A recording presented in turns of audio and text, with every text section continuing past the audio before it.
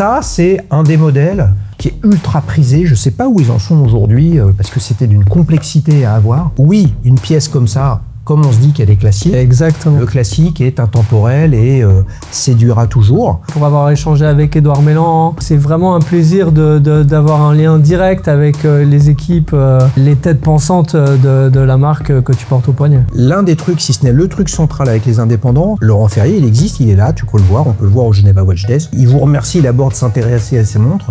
C'est parce qu'on a plein d'autres marques horlogères qui sont beaucoup plus distantes dans la relation. Ce programme vous est présenté par Dailyshoes, la première plateforme d'avis clients sur les montres. Des milliers de passionnés comme toi partagent leur avis sur leurs montres pour aider les autres à faire le bon choix. Rendez-vous sur www.dailyshoes.com pour raconter comment tu aimes ta montre. Salut Vincent. Bonjour Xavier. Salut les amis, vous l'avez compris, c'est le premier épisode de la saison 7. Ça nous rajeunit pas. Et on a Vincent. Vincent, qu'est-ce que tu portes? Ma MB&F LM101. Oula, Maximilian Buser & Friends? Oui, et beaucoup Friends sur celle-ci. Oh là là là là, vous avez compris, on est dans un environnement particulier, on enregistre pour la première fois, et ça c'est grâce à toi Vincent, on enregistre à Genève, dans un endroit top, le Coffee Up, boulevard James Fazy, à côté de la gare, numéro 14, c'est ça? Le numéro 14, juste à côté de la gare de Cornavin, exactement, tenu par Kylan et Coralie. Wow. Qui sont du absolument café, adorables. des montres, des potes, c'est pas compliqué, vous venez, vous prenez un café, vous vous asseyez pour être tranquille avec votre téléphone et en fait vous démarrez la discussion avec votre voisin où vous vous dites purée il a une plus belle montre que moi ou inversement. Et ça c'est absolument fantastique, un tiers-lieu de vie, d'émotion, montre et café, rendez-vous à Genève à côté de la gare. Je vous remettrai les coordonnées en description. Tu me l'as fait essayer cette tocante ou... Bah volontiers, Xavier. Yes. On est là pour Alors, ça. Fais voir comment ça marche ça. Allez, je te file un coup de main. Volontiers. Yes. Alors, MB&F, voilà. Ça sent la boucle un peu chanelesque. Exactement. Ah oui, on voit qu'ils sont actionnaires. Hein, Ah oui, on voit qu'ils ont pris 25%. Ah, c'est bon ça. Petit rappel les amis, on a 3 montres, dont 2 qui sont cachées dans la pochette. On verra après ce qu'il y a. Il y a d'autres nouveautés dans ce programme, pas que le lieu. J'espère que je serai invité à revenir une prochaine fois. Sinon, on partira classiquement. Mais dès que je reviens à Genève, Kylan, je peux revenir? Absolument. Magique, magique, magique. Alors, là, on est de l'horlogerie indépendante, rare, peu de modèles, peu de numéros. Raconte-nous un peu comment tu es arrivé sur ce modèle. Alors sur ce modèle-ci en particulier, moi je trouve qu'elle ressemble à aucune autre montre. Et souvent, ce que j'ai à reprocher à ce type de modèle, c'est qu'ils sont extrêmement larges. Ouais. Et je les trouve magnifiques en main, mais j'ai un peu de la peine à les porter au poignet. Et celle-ci, elle garde des dimensions qui la rendent tout à fait portable au quotidien, sans se poser de questions, avec un rendu esthétique qui me convient. Ouais, ça a l'air vu comme ça d'un 39 ou d'un 40. C'est un peu plus? Ah, c'est peut-être un petit peu plus que 40, ouais. Il me semble. Ouais, bon, après, il y a une lunette qui est quand même très très fine, etc. Très fine, mais bon, la caractéristique, c'est que tu as un dôme. C'est ce dôme, oui, ce verre bombé. Bah ouais, et puis tu as une roue là qui est complètement au milieu de la montre. Exactement. En fait, c'est l'échappement qui est fixé sur ce pont et qui vient au-dessus de la montre. Et en fait, finalement, il prend la première place du cadran et l'heure devient presque une indication secondaire. Bon, alors là, je vous le dis, les amis, il est 6h moins 6 et le Coffee Up est fermé. Ouais, depuis 1h15. Ah, bah voilà, c'est quoi les horaires? On est à 8h, 5h pour la semaine et 9h, 16h pour le week-end. Vous travaillez tous les jours? On est à 7 sur 7 depuis notre ouverture. Des machines de guerre, les amis, de toute façon, c'est comme les montres, on les aime tous les jours comme le café. Exactement. Fantastique. Une montre comme ça se commande, ça se réserve, faut attendre, faut être convaincant. Comment ça se passe? Alors écoute, convaincant je sais pas, mais oui, il n'y a pas en tout cas à Genève, il n'y a pas vraiment, enfin ils ont la Mad Gallery, ouais, qui est leur boutique en propre, mais il n'y a pas d'AD officiel MB&F. Et oui, moi j'ai contacté directement la marque par email, et ils sont revenus vers moi en me donnant les temps d'attente et le prix. Ouais. Et voilà, j'ai versé la compte et c'était parti. Donc c'est une commande? Tout à fait. Ok. Temps d'attente? Alors, je me souviens plus exactement, mais genre ils ont dû m'annoncer quelque chose comme 9 mois et ça a été 6. Ça a été 6? Oh, fantastique. Elle existe en plusieurs coloris.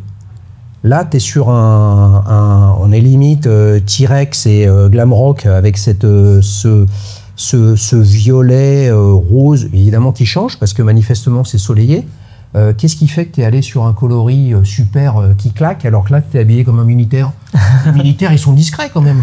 Mais écoute, je trouve que cette couleur, on va dire le violet, le mauve, le prune, pour moi, c'est le noir avec une petite touche de folie. Ça va avec tout, mais ça garde cette petite touche, comme tu dis, qui claque.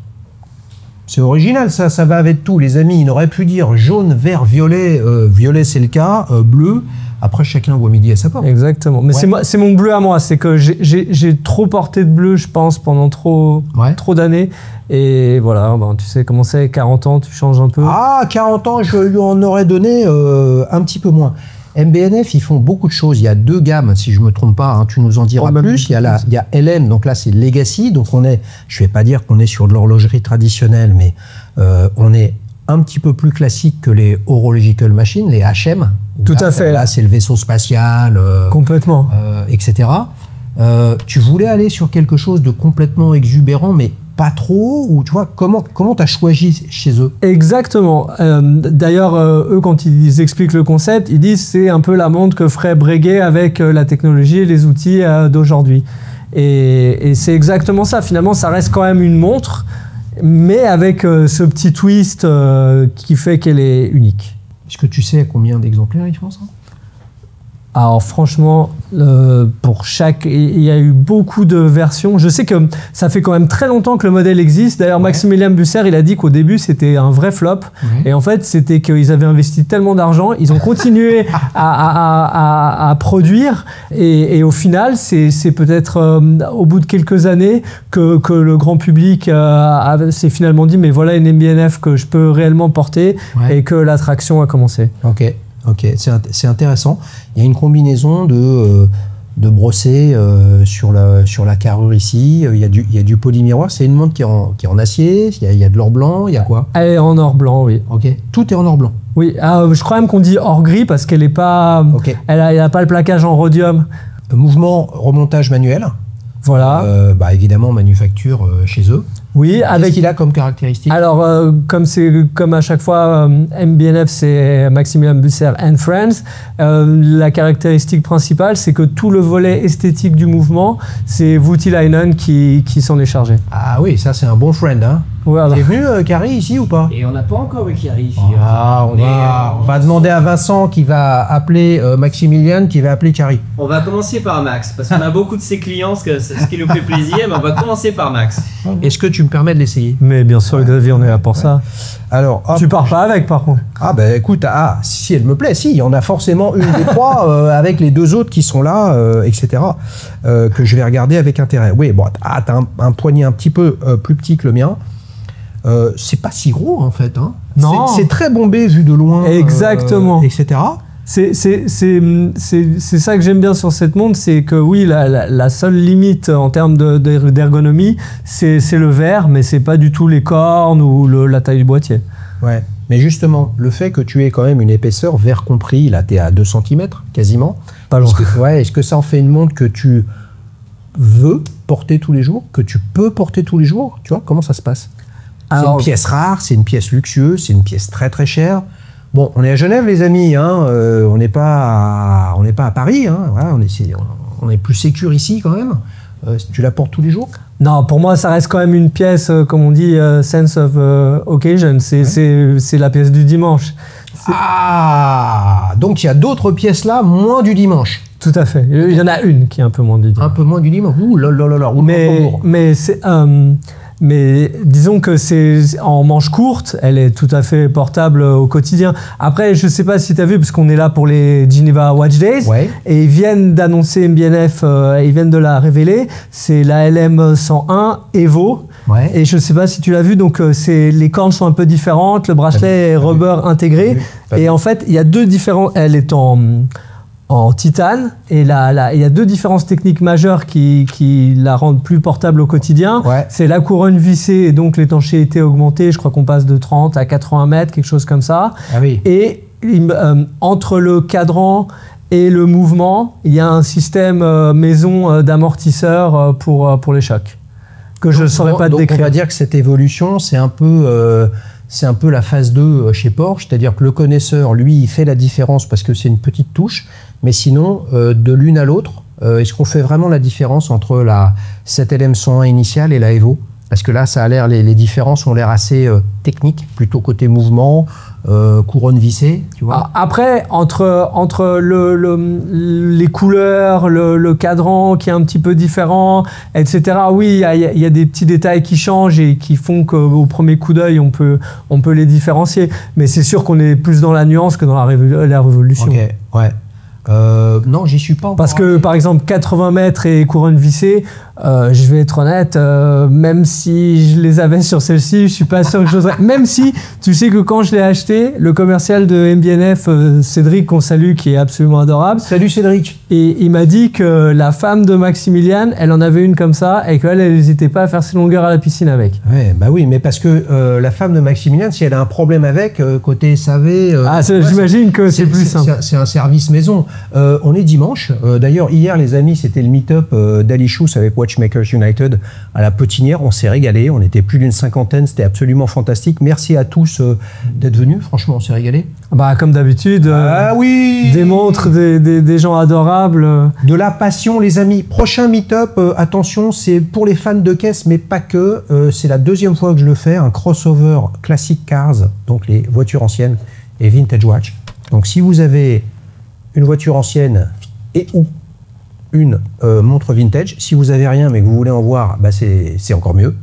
Rendez-vous dimanche 21 septembre de 10h à 15h, probablement qu'on restera déjeuner. Il y a beaucoup d'inscrits déjà. C'est une réunion de voitures qui se passe en région parisienne où il y a souvent 100, 150, parfois 200 voitures dans tous les sens. C'est un crossover. On s'est éclaté l'année dernière. Je compte sur vous. Je vous mets le lien également en description pour que vous puissiez vous inscrire. Je disais, on est dimanche. C'est ouvert la galerie dimanche? Aucune idée. Je serais tenté de te dire que non, mais on ne sait jamais. Oh, ok. Bon, bah, je ne sais pas si j'arriverai à voir cette LM120 Evo. Si la MAD est ouverte, il doit bien l'avoir sur place. Alors écoute, j'étais à la soirée de lancement vendredi et le commercial, il l'avait au poignet. Donc j'imagine qu'il doit y avoir des modèles à... Redonne le nom de son commercial. Cédric. Cédric, je passe dimanche. Même si c'est fermé, c'est pas grave. Il faudra ouvrir. C'est pas commun quand même de voir ce type de montre. Franchement les amis, il faut venir au Geneva Watch Days. Même si là pour le coup je suis pas allé de voir encore MB&F, là c'est vous arrivez, vous vous présentez comme vous êtes, vous voyez les montres, vous rencontrez tout le monde, il n'y a pas de barrière, il n'y a pas de frontière, c'est direct. Ah et surtout MB&F, alors pour avoir fait quelques indépendants, entre l'accueil et le service commercial, je peux en dire que du bien, c'est peut-être les meilleurs.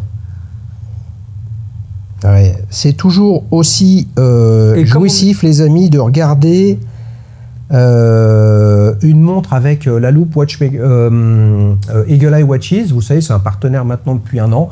Avec le code d'Ali Schous, les amis, vous avez cette loupe à 250 € au lieu de 300 €. C'est à commander chez eux. Je vous mets le lien. C'est une loupe contemplative. Kylian qui est là l'a essayé tout à l'heure. C'est bluffant. C'est pas une loupe d'horloger. C'est pas fait pour travailler, mais en fait, en faisant comme ça, là, vous pouvez voir en quasiment le cadran de façon intégrale, très très grossi, et ça, c'est vraiment cool.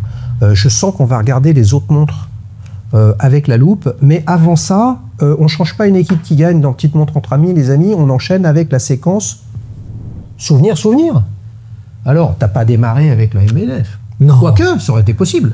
Ah, je suis trop vieux, MB&F, ça n'existait pas encore, et le problème, je pense que si on démarre par là, après on va où? C'est compliqué en termes de cheminement. Alors, t'as démarré avec quoi? Avec une Longines, figure-toi. Une Longines? Mais ouais. Ça n'a rien à voir. Non. Et t'es venu avec? Est-ce qu'il est venu avec? Attention là, premier épisode de la saison, si tu viens pas avec, derrière on va se prendre un espresso martini et je sais pas si tu auras droit. Elle est vieille, elle est un peu fatiguée, je sais pas si elle est venue. Il y a de l'expresso martini ou pas? pour nous, oui. Pour ceux qui oublient des montres. Ouais, c'est pas jouable ça. Alors Bon, vous avez de la chance en plus, elle s'est refait une beauté, elle sort de chez l'horloger, elle est en pleine forme. C'est ma première montre, c'est un chrono Longines. Ouh. Alors, pour la petite histoire, c'est mon papa qui me l'a donnée. Elle lui appartenait lorsque j'ai passé le bac, l'équivalent en Suisse qui s'appelle la maturité fédérale, à 2 pas d'ici d'ailleurs. Nous on appelle ça un collège, mais c'est un lycée, c'est le lycée Voltaire, à même pas 200 mètres d'ici. Ouais. Et alors pour la petite histoire, c'était des modèles qui étaient vendus uniquement sur les vols long courriers Swissair en duty free. Et mon papa, il l'a acheté, il me semble, si je dis pas de bêtises, il avait la quarantaine, il s'était offert un voyage en Australie et il l'a acheté, je crois, sur le chemin du retour et il me l'a donné pour mes 18 ans. Et ça a été ma première montre et ça a été une révélation, je l'ai adoré. 18 ans, 40 ans, donc schématiquement ça fait 22 ans, donc c'est une toquante qui a quoi, 25 ans, 30 ans? C'est ça, elle date de la deuxième partie des années 90. C'est bon, on voit bien là l'affiliation avec si je me trompe pas, hein, la Longines Spirit Chrono. Attends, je dis une connerie. Si, c'est ça. Il y a bien une Spirit Chrono, j'ai un doute. On va demander aux spécialistes qui voient toutes les montres. Longines, c'est pas ma... C'est pas ta cam. Non, mais quand on prend une Spirit non chrono et leur version chrono, je sais pas si elle s'appelle Spirit, les amis, les fans de Longines, vous me le dites en commentaire, clairement on voit l'affiliation, bah, c'est logique, les marques vont puiser dans leur héritage. Est-ce que tu as une autre Longines? Non. Ah si. Ah, putain, il va y avoir le 60 secondes chrono, je sens qu'il va nous baratiner là. Si, j'ai une autre Longines, mais je la porte pas beaucoup. Mais je l'ai fait restaurer par respect. C'était la montre de mon grand-père, qui est une extra plate, 2 aiguilles, dress watch, plaqué or, qu'il a porté peut-être 40 ans de sa vie à son poignet. Et en fait, je l'ai récupéré quand malheureusement il nous a quittés et qu'il a fallu vider sa chambre à la maison de retraite. Et je l'ai mis dans un tiroir, je l'ai oublié pendant des années. Et en fait, lors d'un déménagement, je suis tombé dessus et je l'ai fait entièrement restaurée et je l'ai à la maison et elle est avec moi et je l'ai portée il n'y a pas longtemps d'ailleurs. Ouais, donc ça veut dire quand même que tu as été picousé petit à Longines. Il y a vraiment un cheminement familial. Mais t'es pas allé sur cette marque après. Et entre cette Longines et la MB&F, s'il devait y avoir, évidemment, autre que les 2 montres qui sont là, est-ce qu'il y a une marque ou une montre qui a été marquante pour toi? Alors tout à fait, mais avant je voulais quand même revenir sur quelque chose. Donc j'ai eu cette Longines et pendant quelques années, et ensuite j'ai eu un grave accident de voiture dont j'ai été victime. Et d'ailleurs je portais cette Longines au poignet qui s'en est sorti indemne. Et en fait du coup je me suis retrouvé à plus pouvoir me servir de ma main droite. Et en fait pendant des années j'ai plus porté de montre à cause de ça parce que je pouvais plus les mettre, plus les enlever. Et en fait c'est quand j'ai rencontré ma compagne actuelle que quand on a discuté de ce qu'on aimait dans la vie, je lui ai parlé de montre et elle m'a dit mais pourquoi tu l'achètes pas? Et je dis c'est un peu compliqué, je peux pas la mettre et je peux pas l'enlever. Elle m'a dit je le ferai. Et depuis ça fait quelques années en arrière et depuis en plus maintenant des fois je change de montre en cours de journée etc. Et c'est Audrey, je t'embrasse, qui m'enlève toutes mes montres et donc quelque part je partage ma passion avec elle. C'est bon, attends, donc ça veut dire qu'avec ta femme vous parlez montre? Alors à son grand désespoir, mais oui. Ah. Mais est-ce qu'Audrey porte des montres? Oui. Ouais. Qu'est-ce qu'elle porte? Alors, quand notre fille est née, je lui ai offert... alors, j'avais fait une petite liste et elle a une Zenith Defy Midnight, qui est en fait la Zenith Defy bracelet intégré en 36 mm avec des petits diamants et un cadran un peu couché de soleil comme ça. C'est génial. Donc, au moins 2 fois par jour, pour la mettre et pour l'enlever, il y a un petit sujet montre entre vous. Tout à fait. C'est bon ça. Audrey, il n'y a pas beaucoup de filles quand même sur la chaîne YouTube. Peut-être un retour à Genève, on reviendra. On est tellement bien accueillis au Coffee Up. Quelle adresse le Coffee Up? C'est 14 boulevard James Fazy. Non, c'est boulevard James Fazy 14. Boulevard James Fazy 14. Tu l'as dit à la française. À 2 pas de la gare Cornavin. Vous pouvez pas les rater. C'est bon, c'est vraiment original ça. Et c'est sympa parce que, écoute, bien malgré toi, finalement, ça permet de rebondir et de vivre un truc sympa, de porter une montre, etc. C'est cool. Ah, tout à fait. Et là, quand tu t'es dit, ça y est, en fait, elle va m'aider à mettre ma montre et à l'enlever, là, tu es devenu un acheteur tu t'es plus arrêté. Non. Alors, justement, tu m'as demandé s'il y avait une marque entre deux. Et c'est vrai que moi, je suis un énorme... Alors, je sais que je fais redresser des cheveux, mais aficionado de Rolex. Et j'ai commencé c'est vraiment ma marque coup de cœur. Et encore aujourd'hui, j'en ai quelques-unes. Et ça a été pendant longtemps, je portais presque que des Rolex en fait. Et c'est ensuite quand j'ai voulu trouver quelque chose d'autre dans l'horlogerie que je me suis tourné vers l'horlogerie indépendante. Ah, on va revenir dessus, soit parce qu'il y a une Rolex, soit parce qu'il y a d'autres indépendants.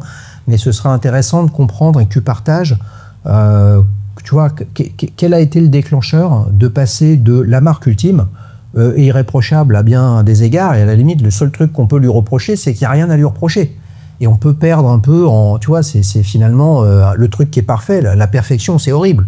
Enfin, moi, je trouve que c'est horrible, la perfection. Mais c'est quand même dans tous ces détails-là. Ça m'intéressera d'en savoir plus. Les amis, attention, avant d'aller sur la chasse à une autre montre dans la pochette, il y a un nouveau programme. Tu vas être le cobaye de ce nouveau programme. Ah bah, tu te rends compte ? On va voir à quelle sauce je vais te manger. Ça s'appelle Watch Clash. Je vais lui proposer 8 alternatives à sa MB&F LM101. Et à la fin, bah, il faudra choisir entre l'alternative que tu auras préférée et ta LM101. T'es chaud ? C'est parti. C'est parti pour le Watch Clash avec Vincent et sa MB&F LM101. Prêt ? Prêt. Trilobe ou Récence ? Récence. Récence ou Breguet ? Breguet. Breguet ou Arnold Denson ? Arnold Denson. Arnold Denson ou Ulysse Nardin Freak ? Ulysse Nardin Freak. Ulysse Nardin Freak ou De Béthune ? De Béthune. De Béthune ou Voutilainen ? De Béthune. De Béthune ou FP Journe chronomètre bleu ?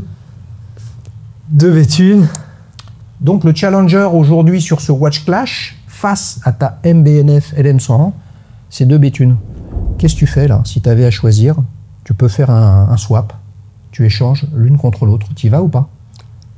Alors c'est vraiment très proche, c'est vraiment très dur, mais je pense que j'aime tellement ma MB&F que je pourrais pas m'en séparer pour partir sur la De Béthune.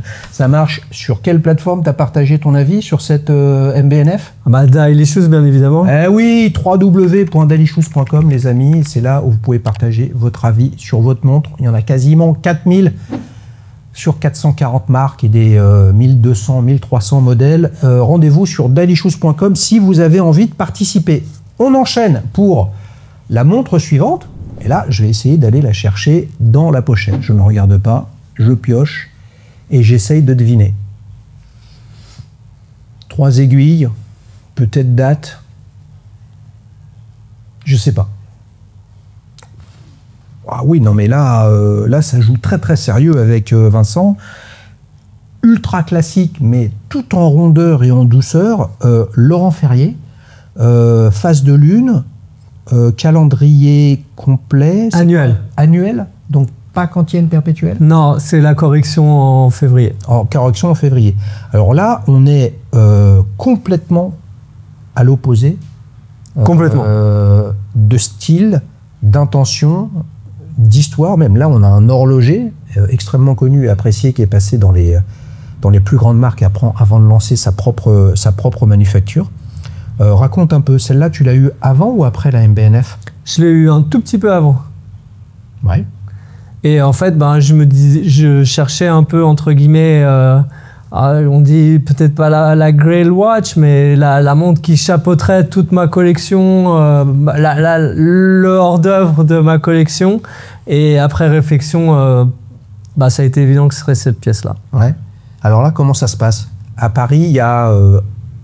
Est-ce qu'il y a plusieurs années ? Je ne sais pas. En tout cas, il y a Antoine de Macedo qui a 2 points de vente à Paris. Et là, à son flagship, rue Madame de mémoire, où il y a toutes les vintage, etc. Il y a aussi Laurent Ferrier qui est distribué et Breguet de mémoire. Salut Antoine et surtout salut Charles Adrien. Ça, c'est pareil. C'est quoi le process pour avoir une pièce ? Parce que là, il y en a presque, il y en a tout aussi peu que des MB&F, quoi. Alors écoute, je discutais avec eux il y a 2 jours en arrière et m'ont dit qu'ils produisaient 500 pièces par an environ. Ouais. Donc là, tu as fait quoi ? Tu les as contactés, ils t'ont dit venez nous voir, tu as dit bonjour. Alors j'aurais pu, mais en fait aussi, moi, si je suis parti sur cette marque, c'est parce que j'ai pu l'avoir au poignet d'un de mes meilleurs amis, Philippe, et qu'on salue. Salut Philippe. Tu connais Philippe ou pas ? Non. Non, tu connais pas. Bon, salut quand même, hein. Et en fait, c'est lui qui m'a donné les coordonnées de l'AD officiel à Genève. Alors à l'époque, c'était les ambassadeurs. qui ont fermé un peu abruptement et maintenant je sais que c'est Bucherer qui a repris la marque Laurent Ferrier ici à Genève. Ouais, mais ça veut dire qu'ils n'ont pas de point de vente en propre? Non, je pense. Alors, est-ce qu'on peut acheter directement à la manufacture? C'est possible. Question, ouais. Moi, je l'ai acheté à un AD et je sais que maintenant, oui, à Genève, c'est Bucherer qui a repris la marque. Là, on a toute une série de codes. Alors, on reconnaît le boîtier galet, les aiguilles typiques de Laurent Ferrier, mais on est sur une montre très classique, les chiffres romains, voilà, une disposition classique pour un quantième annuel.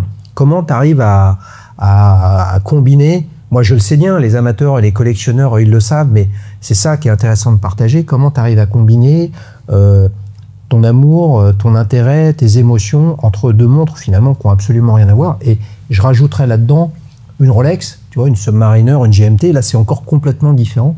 Et bon, celui qui aime les montres, il aime tout en fait. C'est exactement. Et je voulais une montre classique. Ouais. Et en fait, je regardais la marque classique par excellence, Patek Philippe, et je sais pas, tous les modèles qui étaient dans mon budget, il y avait toujours quelque chose qui coinçait, un petit détail, etc. Et en fait, c'est quand j'ai découvert la collection classique de Laurent Ferrier où je me suis dit, mais c'est exactement ça qu'il me faut. Et alors celle-ci, avec cette phase de lune, à la fois très traditionnelle, mais si tu la regardes de près, ultra moderne. Ah, tu me provoques, attention. Attention. Ah ouais, non mais oui, je suis d'accord avec toi. Et en plus, là, donc c'est hémisphère nord, hémisphère sud. Tout à fait. Et en plus, je sais pas si ça se verra sur les images, mais il y a du Luminova dans la peinture. Et en fait, elle a ce côté où elle brille. Je te demande comment on voit s'il est derrière. Il y a, avec cette petite lumière, vous avez 3 éclairages possibles. Lumière blanche, lumière ultraviolet et les deux. Et là, forcément, je viens et là, bing, il y a effectivement les deux côtés de la Lune qui sont en Luminova. Très, très sympa. Et qui disparaissent derrière ce petit disque en verre qui a juste la translucidité parfaite, en fait, pour ça occulte la Lune. D'ailleurs, c'est pour ça le réglage de la montre, il est nickel, mais le réglage de la phase de Lune, je l'ai fait un peu fantaisiste pour que ça se voit bien sur les images, où ça occulte, mais on le devine quand même derrière. C'est très bien jugé. Je suis d'accord. On va dire la Voie lactée, l'asile, etc. C'est en aventurine, c'est quoi? Ça a l'air d'être en aventurine. Oui. Donc là, on a un quantième annuel. Donc avec une date, le jour du mois, enfin le numéro, je vais y arriver, le jour, là on est le combien? Oui, il y a une date radiale. C'est ça, et on a la réserve de marche à l'arrière. Oui, alors je ne l'ai pas remonté entièrement, et ça c'est vrai que c'est le plaisir avec cette montre, c'est tu la retournes, et tu vois, et on voit cette pièce, je crois que c'est le cliquet que ça s'appelle, qui bouge, et on voit la réserve de marche qui se remplit en tournant dans l'autre sens, et c'est un vrai plaisir de remonter, entre le feeling et le visuel, c'est un vrai plaisir de remonter cette montre. En tout cas, moi je ne m'en lasse pas. Ah, c'est beau, hein. Donc là, on est tout en polymiroir. C'est quoi ça? Or jaune, or rose? Alors, je crois même qu'ils appellent ça or rouge presque.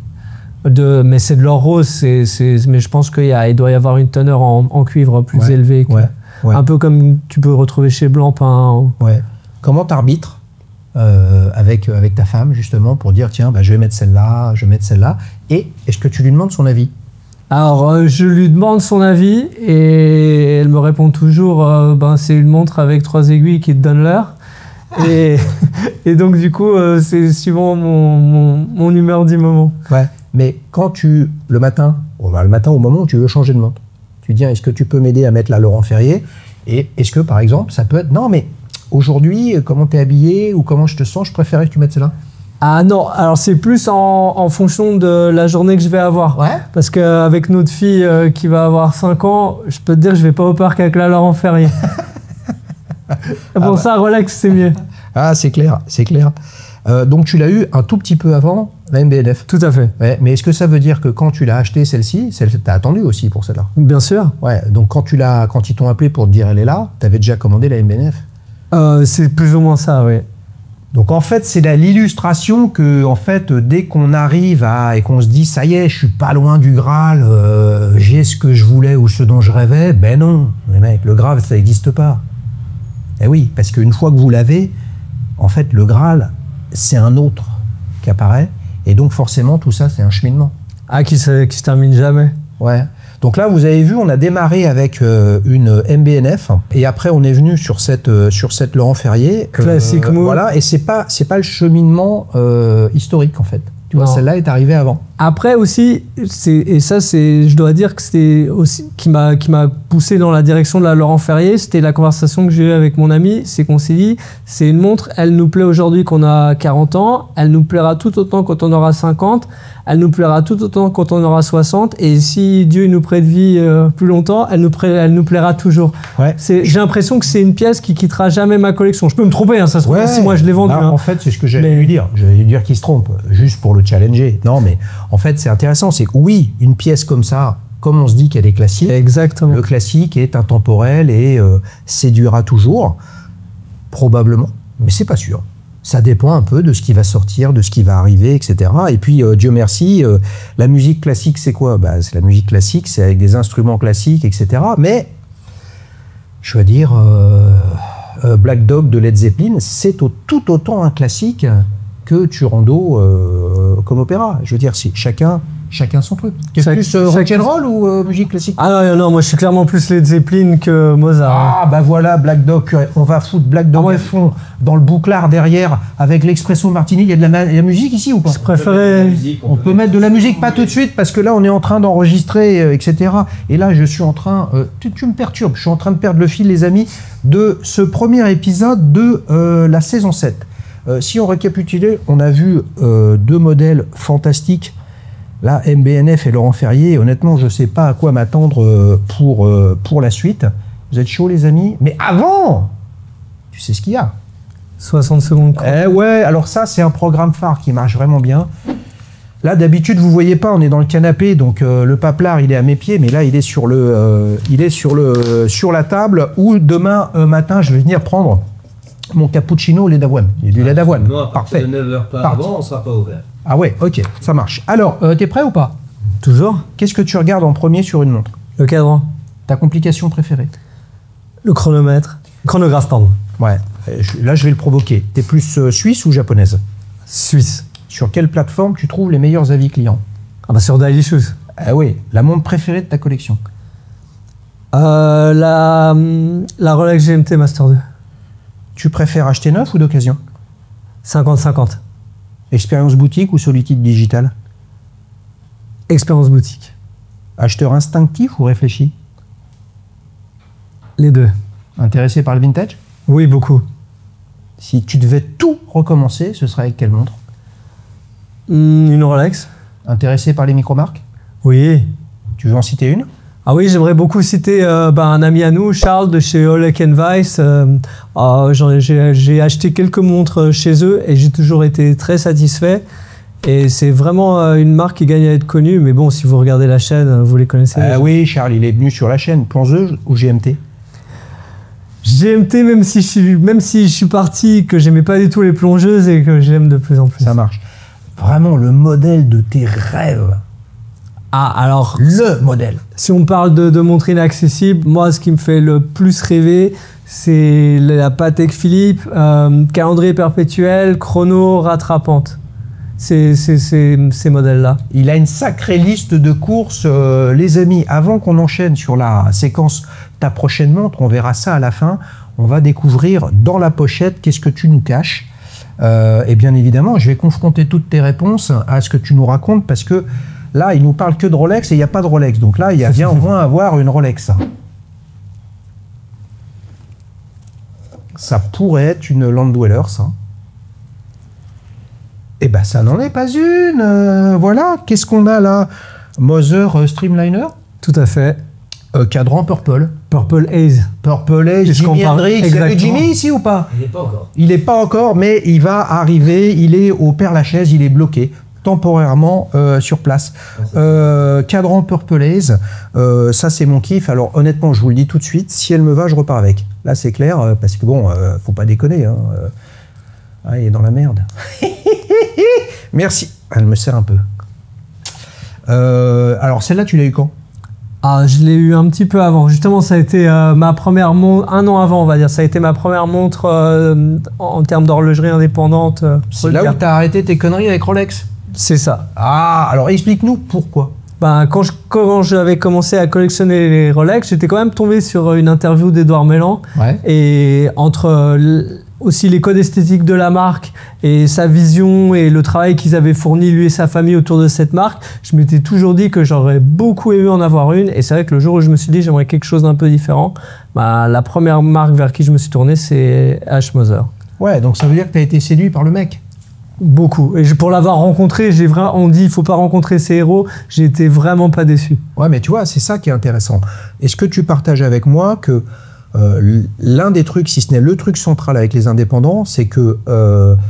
alors Moser, c'est différent parce que c'est un relancement, un rachat, un truc, etc. Mais Laurent Ferrier, il existe, il est là, tu peux le voir, on peut le voir au Geneva Watch Days. Je l'ai vu aujourd'hui, il est absolument fantastique. Il vous remercie d'abord de s'intéresser à ces montres. C'est parce qu'on a plein d'autres marques horlogères qui sont beaucoup plus, comment dire, distantes dans la relation. Et est-ce qu'au final, c'est pas ce que tu recherchais? Parce que Hans Wilsdorf ou les équipes de Rolex, en fait, elles sont... Il n'y a pas d'incarnation. Il y a des vendeurs, il y a des commerciaux, ils font un super boulot, ils font des super montres, mais il n'y a personne. Complètement. En chair et en os. Toi, tu t'es dit, en fait, ce qui fait que je vais shifter, c'est parce que j'ai l'impression d'être en contact avec ceux qui font, qui dessinent, qui pensent, qui fabriquent, qui polissent, etc. C'est ça? Tout à fait. Ouais. Ah non, c'est vrai que dans l'horlogerie indépendante, c'est un vrai plaisir. Pareil, pour avoir échangé avec Laurent Ferrier, pour avoir échangé avec Édouard Mélan. C'est vraiment un plaisir d'avoir un lien direct avec les équipes, enfin les têtes pensantes de la marque que tu portes au poignet. Ouais, si je te refais l'ordre, celle-là en premier, Laurent Ferrier, MB&F. C'est ça. Est-ce que depuis que tu as acheté celle-là, tu as racheté une Rolex? Oui. Ah, non mais c'est bien. Ça montre bien en fait que c'est pas, t'as pas shifté, t'as pas de déception, t'as pas de truc, c'est juste que t'as gagné en maturité, en réflexion, t'as vu autrement, etc. Et je suis sûr que quand tu mets une Rolex, t'es super content. Oui, par contre, c'est vrai que je réalise aujourd'hui que j'ai presque plus de plaisir à porter du vintage. J'ai racheté une neuve aussi, mais c'est plutôt vintage en ce moment. Ah, c'est bon. Et vintage ancien, années 50, 60 ou 90? Alors, je suis plutôt référence 5 chiffres, mais j'ai une 4 chiffres dans ma collection, oui. Ah, c'est bon. Une Submariner? Oui, une Submariner. Quoi, une 55-13? Une 12, mais oui, c'est quasi la même. Ah ouais, beaucoup plus rare. Chronomètre. Tout à fait. Eh oui, certifié chronomètre, il n'y en a pas eu beaucoup. Non, et c'est pas de la flûte, elle tient l'heure, c'est impressionnant. Bah, c'est beau. Ça, c'est un des modèles qui est ultra prisé. Je ne sais pas où ils en sont aujourd'hui, parce que c'était d'une complexité à avoir. Il y a quelques années, on était à 19 000, 20 000 euros. Alors en francs suisses, je ne sais pas trop. C'est difficile, tu as eu du mal à l'avoir? C'est toujours aussi difficile? On en est où avec eux? Alors écoute, pour parler de... En plus, je l'ai acheté direct, celle-ci, je l'ai acheté directement à la marque. Ouais. Je n'ai pas été chez un AD, etc.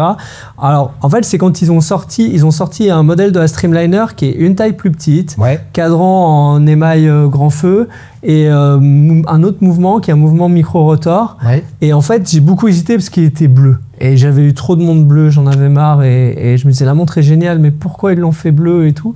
Et quand même, au bout de quelques semaines, je me suis dit, ah, mais c'est dommage, je vais la commander. Et elle me plaît vraiment, tant pis, je pars sur le bleu. Et en fait, quand j'ai écrit, ils m'ont dit, bah écoutez, on est vraiment navrés, mais on a vendu...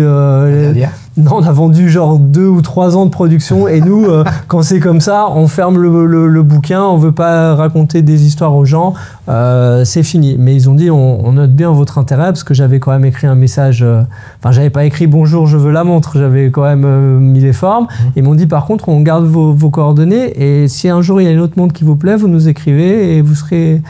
On trouvera une solution. Et c'est vrai que j'adore cette couleur, comme tu peux le voir. Et quand ils l'ont annoncé, je me suis dit, ah ben ce coup-ci, je crois que le jour même où ils l'ont annoncé, je leur ai écrit. Et ils ont tenu parole. Et j'ai pu avoir la montre sans problème. Et en plus, ça a été une chouette expérience. C'était il y a pile un an, au Geneva Watch Days. Je suis allé à la suite de Moser. Ils m'ont livré la montre. Et ensuite, ils m'ont invité à la soirée et tout. C'était vraiment sympa. Ouais, la soirée Moser, elle est bien, les amis, mais ça vaut pas le meet-up d'Ali Schous. On a fait hier le 4e opus du meet-up d'Ali Schous. D'habitude, c'était au Rooftop 42. Là, c'était en partenariat avec Watchmakers United, qui est partenaire de la plateforme, à la Potinière, endroit fantastique. On s'est régalé, on a vu des tokens de fou. autant avec les horlogers qui étaient là, qu'avec toi et d'autres de la communauté. C'était vraiment top. Ce qui est intéressant dans ce que tu dis là, c'est que finalement, tu voulais un modèle, il l'avait plus, et puis le hasard, mais moi je crois pas tellement au hasard, il y a peut-être une logique d'abnégation, ou je sais pas, il y a quelque chose. T'es plus violet que bleu. Ça c'est vrai. Ah, parce qu'ils ont fait la bleue, la verte et la violette de mémoire. La verte aurait été... Et il y a la saumon également. Ah, la saumon, t'es pêcheur un peu? Non, pas du tout. Pas du tout? Aïe, aïe, aïe, aïe, aïe, aïe, aïe. On a un bracelet, moi, qui me fait penser à ma Porsche Design. Tu vois Porsche Design JSC en platine? Alors, non. Porsche Design, époque Eterna en acier. Eh oui, nous, on n'est que français, les amis. Hein. On ne peut pas jouer dans la même cour que les copains suisses. Hein. Non, je déconne, mais bah, je te renverrai une photo où je l'âme. Tu sais quoi? Au moment de la diffusion de cette vidéo, tu regarderas. D'abord, tu t'écouteras avec ta voix suave, absolument magnifique. Vous ne le voyez pas, il a la chemise de Magnum, mais pas la moustache. Ça me fait penser à Laurent Ferrier, quand même, qui a sorti son modèle Grand Sport. Tout à fait. Elle fait de l'œil, c'est Grand Sport, Laurent Ferrier, ou pas? Alors, le problème, c'est que mon meilleur ami, il l'a, donc ce serait un peu bizarre qu'on ait les deux la même. Bah, pourquoi pas? Tu lui rachètes? Oui, on en avait déjà parlé, mais alors, en vrai, elle est magnifique, je l'aime beaucoup, mais c'est pas mon modèle préféré chez Laurent Ferrier. Je pense que si je devais remettre des sous pour une Laurent Ferrier, il y a d'autres modèles qui passeraient avant. Donc plus dans son style classique, historique. Tout à fait. Ouais. Moi, j'aime beaucoup la Grand Sport, personnellement, parce que c'est tellement difficile, et d'ailleurs, Moser a réussi ce tour-là, mais c'est tellement difficile de venir avec quelque chose dit bracelet intégré, donc filière, filiation Royal Oak, Nautilus, je t'ai vu avec une Nautilus, quoi, 3800 tout à l'heure. C'est ça? Horacier, c'est ça. Voilà, Horacier. C'est tellement difficile de sortir quelque chose où on se dit, bah ouais, machin, etc. Là, bah, je trouve qu'ils ont réussi tout en gardant leurs aiguilles, leurs cadrans, ce boîtier, pas galet, mais quand même très rond, tu vois. C'est un truc qui est pas mal. Moi, j'aime beaucoup le design. Alors, c'est vrai que le bracelet, on peut soit penser aussi j'ai oublié le nom de l'Omega, qui a ce bracelet un peu comme ça, et aussi Ebel.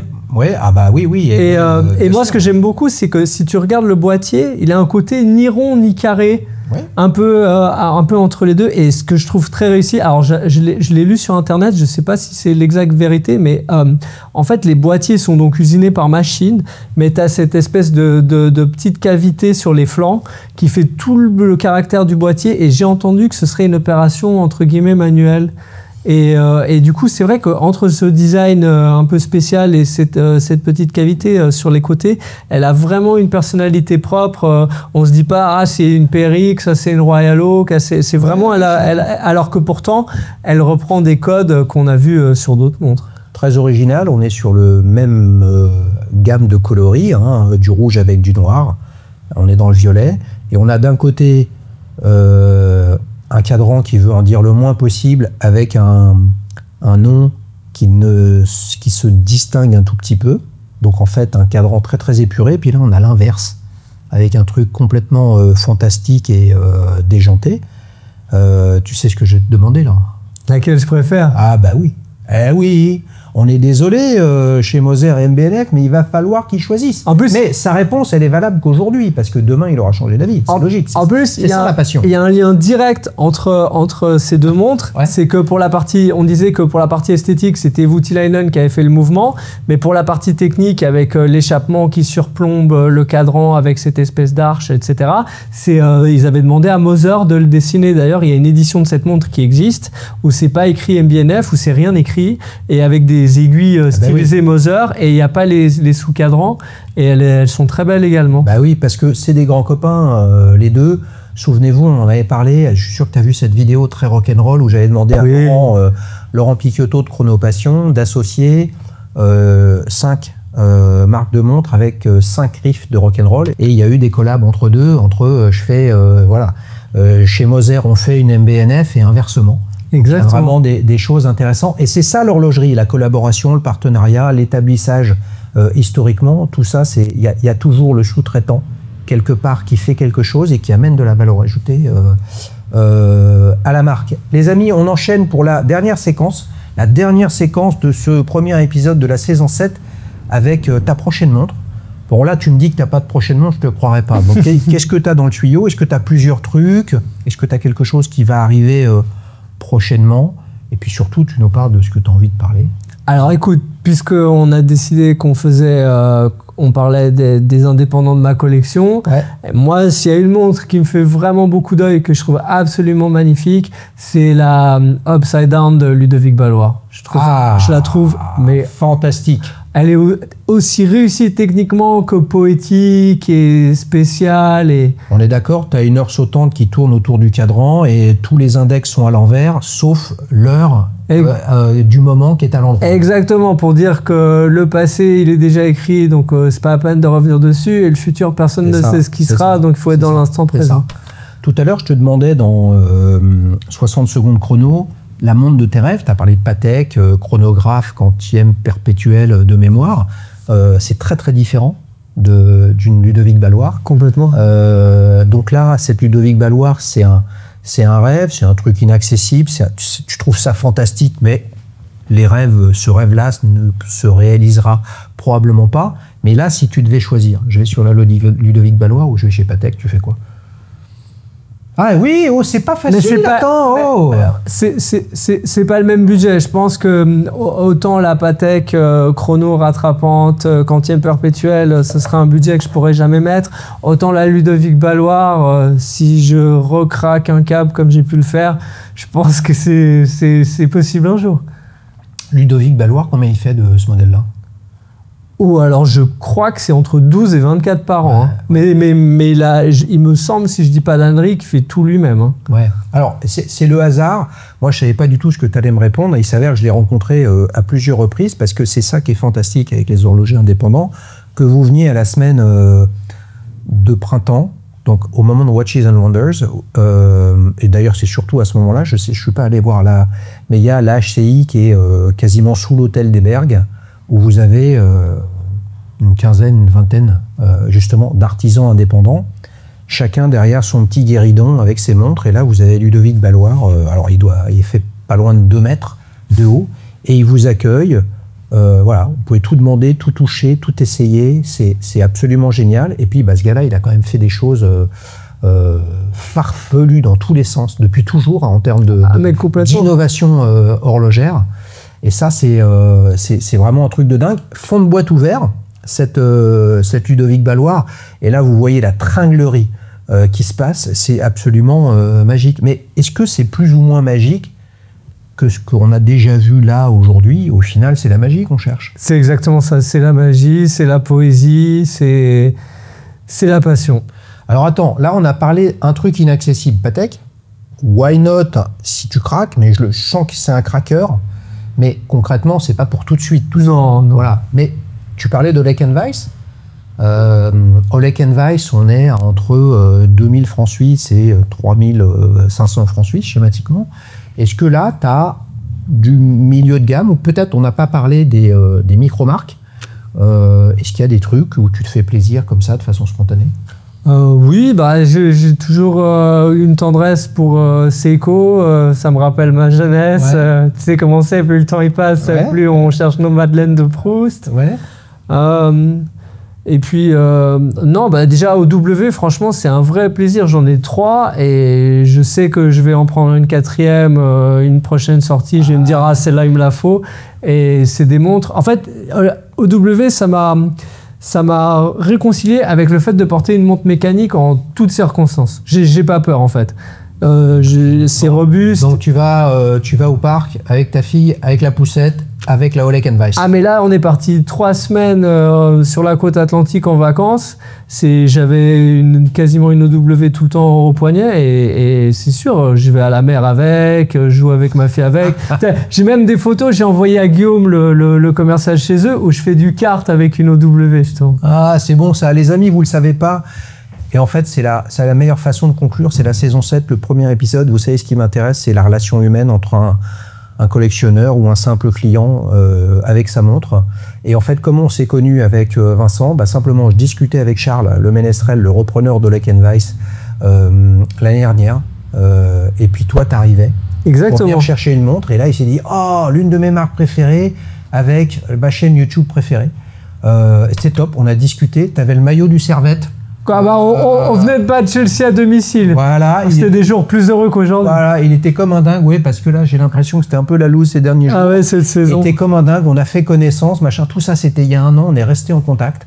Et puis, à un moment ou un autre, on discute, on truc, et puis on arrive aujourd'hui à faire cet épisode fantastique. Vincent, merci beaucoup. Merci à toi, Xavier, et bonne saison 7 à tous. Ah ouais, fantastique. Vous savez ce qu'on va faire, les amis, maintenant? Si Kylian est d'accord, on va se prendre un espresso martini. Tournez l'espresso pour tout le monde. Allez, c'est parti. Salut les amis, rendez-vous pour le deuxième épisode. Au Ciao, revoir. ciao. Ce programme vous est présenté par Dailicious, la première plateforme d'avis clients sur les montres. Des milliers de passionnés comme toi partagent leur avis sur leurs montres pour aider les autres à faire le bon choix. Rendez-vous sur www.dailicious.com pour raconter comment tu aimes ta montre.